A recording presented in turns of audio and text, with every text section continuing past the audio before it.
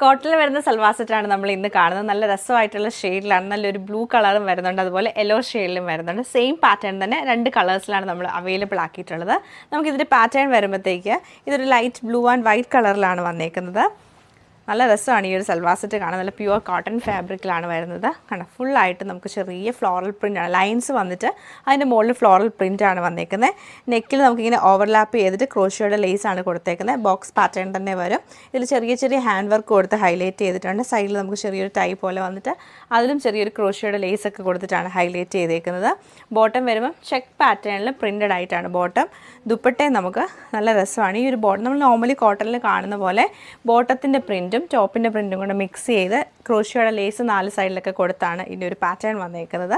അതുപോലെ തന്നെയാണ് ഈ ഒരു യെല്ലോ ഷെയ്ഡും വരുന്നത്. അപ്പോൾ ഈ 2 സൽവാർ സെറ്റിൻ്റെ കളക്ഷൻ നമുക്കൊന്ന് ഡീറ്റെയിൽ ആയിട്ട് കണ്ടുവെക്കാം. ഫ്ലോറൽ പ്രിൻ്റഡ് ആയിട്ടാണ് ഈ ഒരു ടോപ്പ് വരുന്നത്. ഇങ്ങനെയാണ് ഇതിൻ്റെ ഒരു ഔട്ട്ലുക്ക് വന്നേക്കുന്നത്. ടോപ്പിൽ അത് ഫുൾ നമുക്ക് ഫ്ലോറൽ പ്രിൻറ്റും ലൈൻസ് ആയിട്ട് വരും. ബാക്ക് സൈഡും സെയിം തന്നെയാണ് വന്നേക്കുന്നത്. ഞാനിപ്പോൾ കാണിച്ച ആ ഒരു സെയിം പാറ്റേൺ ദാമനിലും ചെറിയൊരു ക്രോഷിയോയുടെ ലേസ് കൊടുത്തിട്ടൊന്ന് ഡീറ്റെയിൽ ചെയ്തിട്ടുണ്ട്. ദുപ്പട്ട നല്ല കോട്ടൺ ദുപ്പട്ടയാണ്, സോഫ്റ്റ് ആയിട്ടുള്ള കോട്ടൺ ദുപ്പട്ട.